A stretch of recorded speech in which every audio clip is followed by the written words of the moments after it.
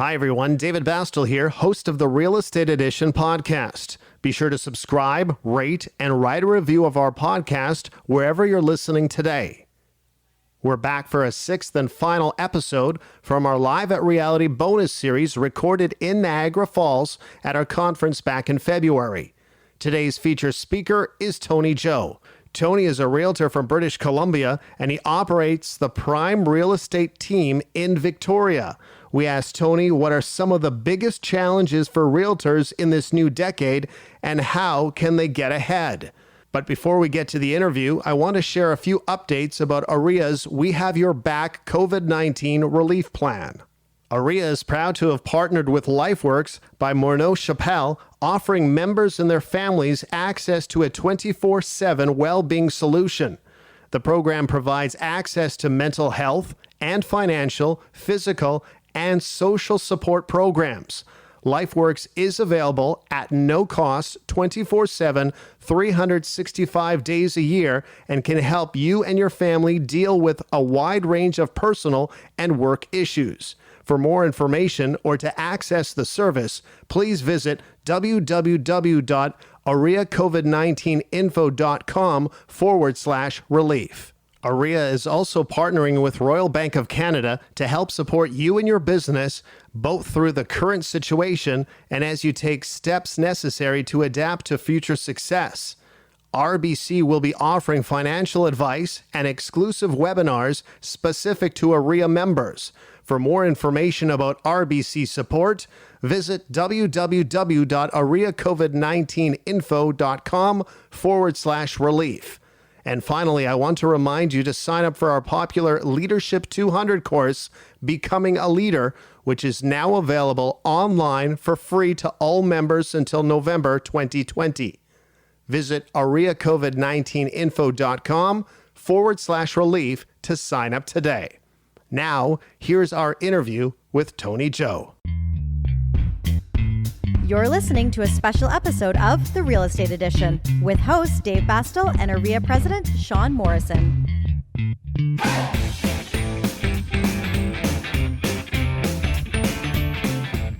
Tony, great talking to you. Can you tell us three main takeaways from your presentation?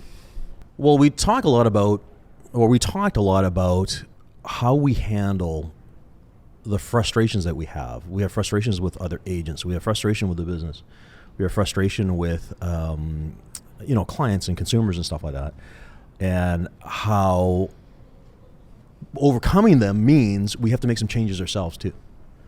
With our attitude, making sure that we are taking care of ourselves in a way that we can be better people, not only for our customers and consumers, but also for our family and people who are around us, people who are really important to us, right? So, as we enter into the new decade and realtors are looking for kind of that competitive edge going forward, is there something that you think is a major challenge for realtors that they could be dealing with more head on? Well, there's so much, there's content here at the conference talking about technology, talking about all the new tools that agents have at their disposal. On the flip side, we're always talking about the things that we know licensees should be doing. The face-to-face, keeping in touch with clients, making sure our clients know that we're there when we need them. For me, the other thing that we need to do is make sure that we are being an integral part of the community so that we, first of all, we're supposed to be. Like, people rely on realtors to know about schools, about parks, about, good areas or bad. No, absolutely. That's a lot of our value, right?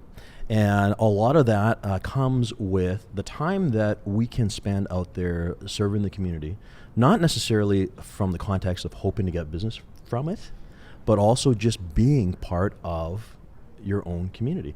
That's hard to do. Unlike lead generation, you can't buy being a member of the community. You've got to invest time. You have to build relationships with people. And I think that is an area where people who do it really well have very little or no competition. No, and I couldn't agree with you more.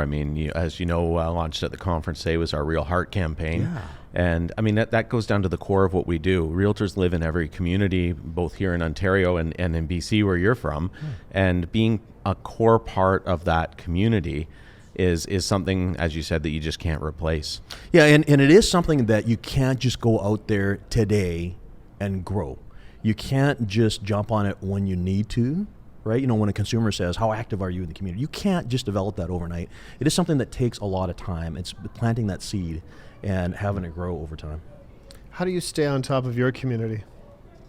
Well, actually, I'm fortunate because the first thing was the time that I spent in organized real estate. So as the president of the Victoria Real Estate Board in 2008, it sort of grew into call-outs from community. So I ended up sitting on a number of boards. Yep. I spent a lot of time in homelessness and poverty prevention, actually, which is kind of weird because it's not directly related to real estate. But what it really did is it, first of all, taught me a lot about the community, but it also got me in front of all the people, the players in the community, to whom this is important. And as a result, it just keeps coming. Like I feel I am honored and privileged that I get asked to contribute, and that's one of the things. I joke all the time that actually real estate's a part-time job for me because the rest of the week is spent on boards, community things. I love it. No, I think that's all part and parcel to the whole, though. Yeah. Now, I want to take you back in time. Mm-hmm. It's now 1991. Yes. You're back getting first started in the industry. Yep. What is something back then that you wish that you would tell yourself if you could go back? I sort of talked about that in my session just now. Back in 1991, we didn't have this. We didn't have REALiTY. We didn't have training and education that is out there right now. I mean, there's so much out there for licensees. You can self-educate, going online, going to YouTube, signing up for coaching companies, any of that stuff. The other thing that I probably would have done a little sooner was build my tribe of agents. One of the reasons why I'm here is because I have a tribe that spans the country, and I love spending time with these people face to face, because we're on social media all the time, we talk to each other, text each other all the time, but it's very different being face to face, breaking bread, and just really knowing people face to face, right? No, absolutely. Yeah. What are some tips, Tony, that you've used either successfully or maybe not so successfully? Just a lot of it is trial and error of working outside of your comfort zone as a realtor.